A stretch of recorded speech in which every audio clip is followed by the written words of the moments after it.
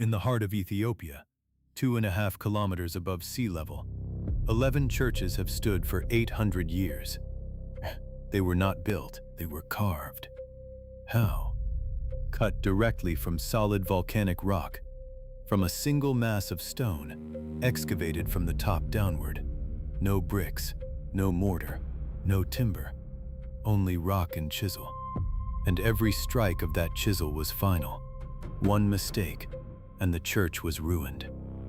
Across all 11 churches, there is no record of a single major error. History remembers all of this under one name, King Lalibela, a 12th century king who, according to belief, built these structures on the direct command of God.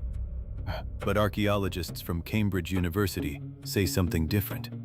Some of these structures were built 500 years before King Lalibela, which raises the question, if Lalibela didn't build these churches, or at least didn't build all of them, why did history remember only one name? And why were the real builders erased? If we can answer these questions, we uncover Ethiopia's oldest secret, a secret that has stood exactly where it was left for 800 years. Let's find those answers together. Head north from Addis Ababa, 600 kilometers.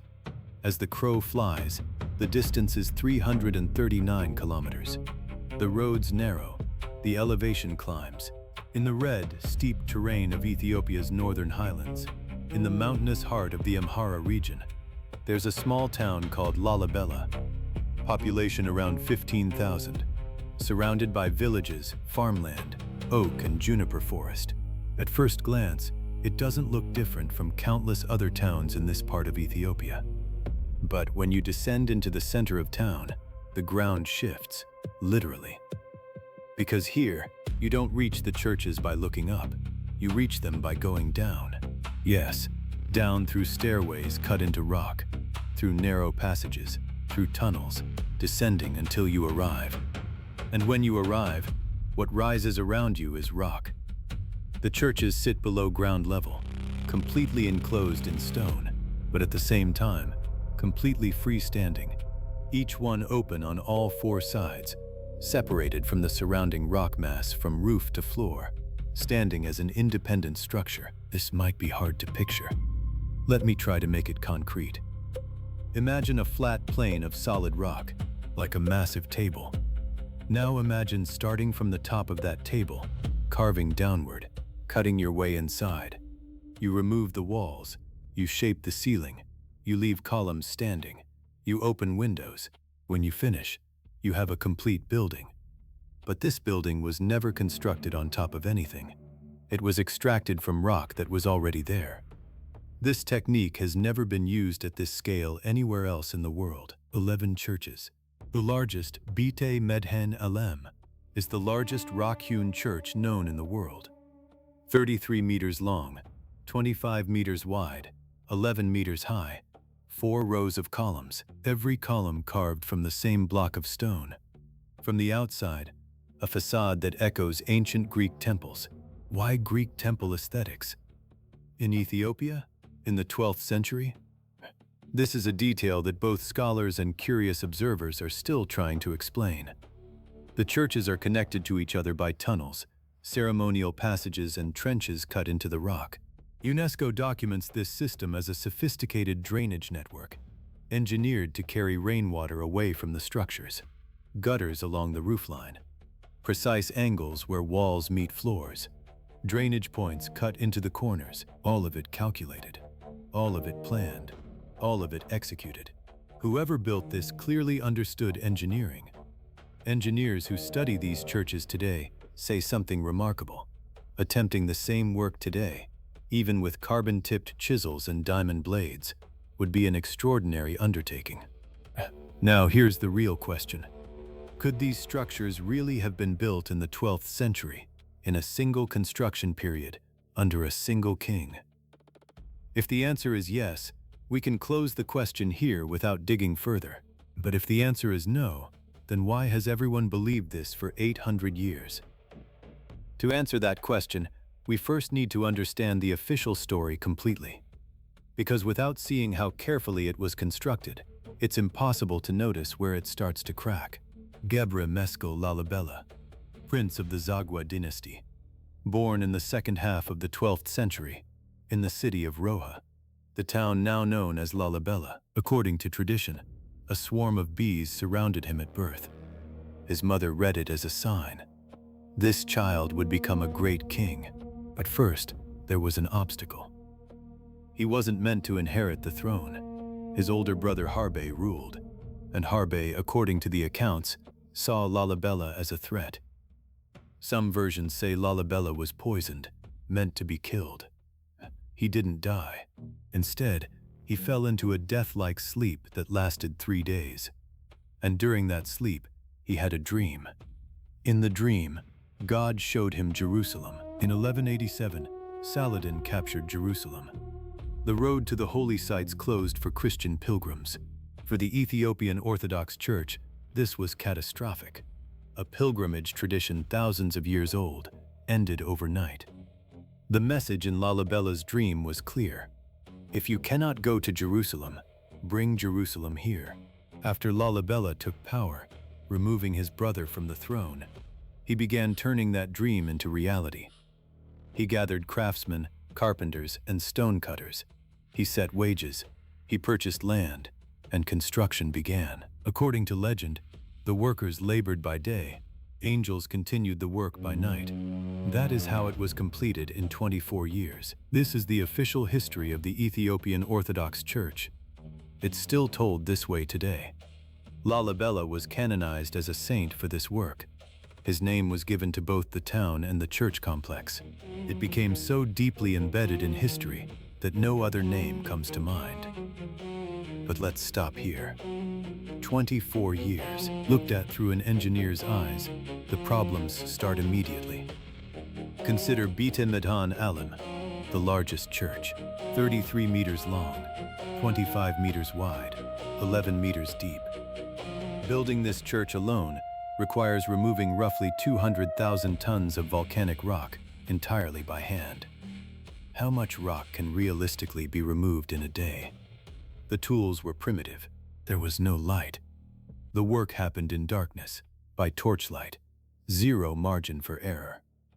Calculating just this one church consumes the entire 24-year timeline.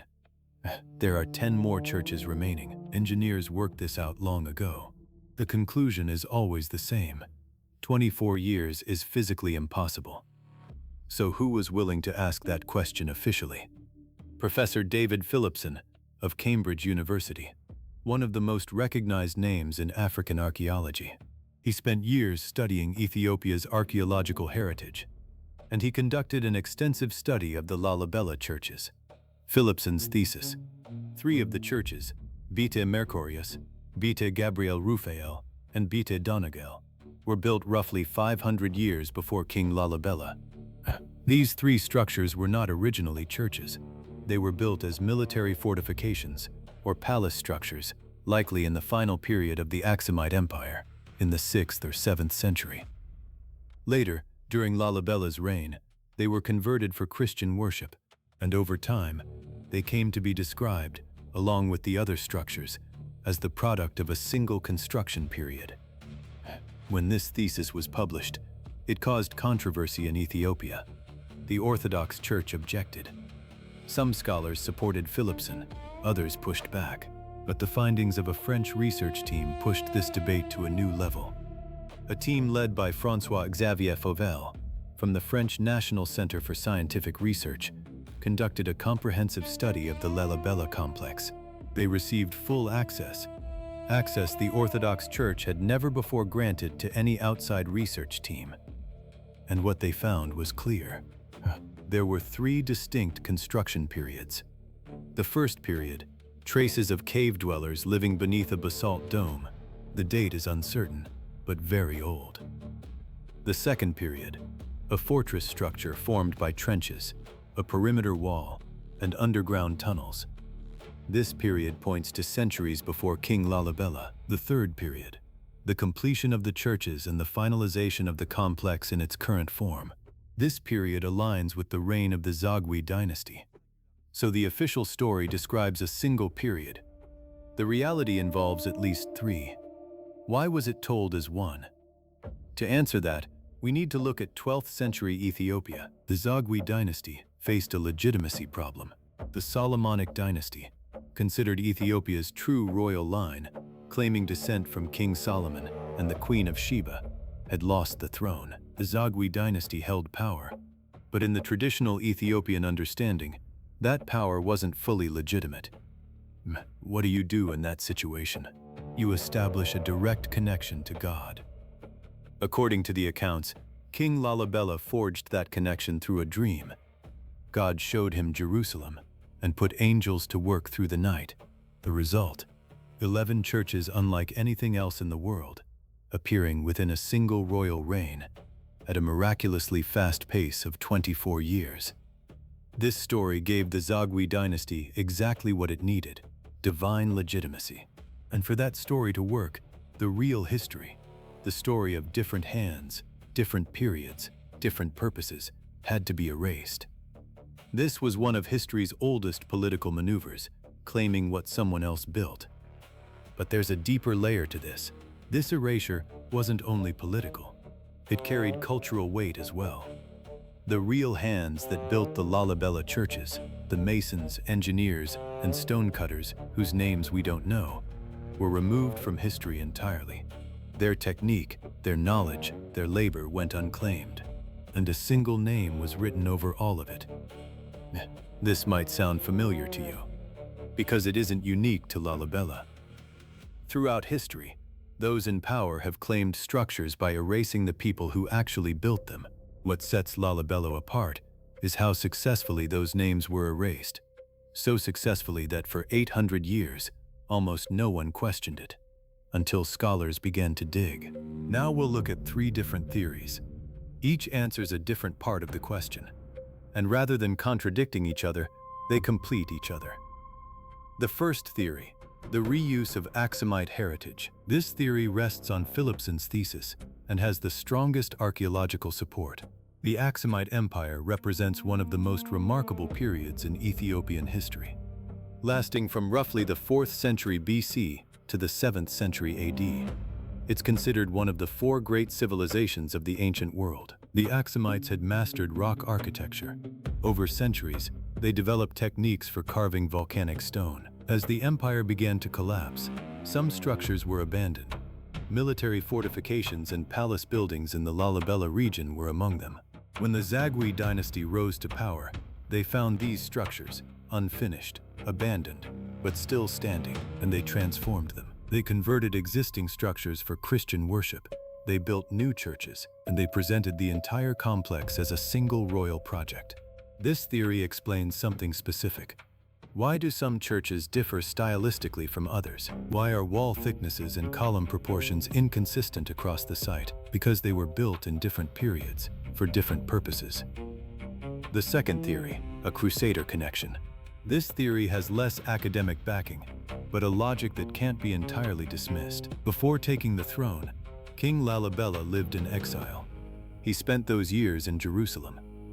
In the mid-12th century, Jerusalem was under Crusader control. European architects, Byzantine craftsmen, and Levantine stonemasons all worked in the same city. Lalibela may have come into contact with these people. He may have observed their techniques. He may even have brought some of them back to Ethiopia. This theory would explain the Greek temple facade of Beta Medhan Elem. Nothing in traditional Ethiopian architecture resembles this aesthetic. But in the Mediterranean world, particularly within the reach of Byzantine architecture, this form is entirely familiar. If this theory is correct, the Lalibela churches aren't only a product of Ethiopian heritage, they're a product of 12th century global architectural exchange. And that exchange was deliberately concealed, because the narrative of divine origin couldn't coexist with a reality shaped by human hands and foreign technique. The third theory, missing records. This is the most unsettling theory because it points directly at the archive itself. Written sources documenting the construction of the Lalibela churches are extremely limited. The most comprehensive text about King Lalibela was written long after his death by the Ethiopian Orthodox Church, a hagiography, a religious biography of a saint's life. Documents like this can serve as historical sources, but they aren't reliable on their own. Hagiographies are filled with miracle narratives, symbolic imagery, and political messaging. Fact and legend blend together inside these texts. So where are the secular records documenting the actual construction process? There aren't any. Or they're lost. The majority of Ethiopian archival material from the 12th and 13th centuries doesn't survive today. Some burned in wars. Some were destroyed by moisture, earthquakes, or simple neglect over time. Some simply vanished. Was this loss deliberate? Almost certainly not. Ethiopia endured centuries of external invasion, internal conflict, and environmental devastation. The survival of any archive at all is close to miraculous. But this much is true. The one comprehensive source that does survive serves the interests of the Church, and it serves those interests completely. Let's grant that the absence of the real builders from that particular text is understandable, but the fact that not a single document or record naming the real builders has surfaced to this day, that is the deeper question worth asking. Lalibela remains an active place of worship today. Every year, especially during the Christmas celebration the Ethiopian Orthodox Church calls Jenna, tens of thousands of pilgrims come to these churches.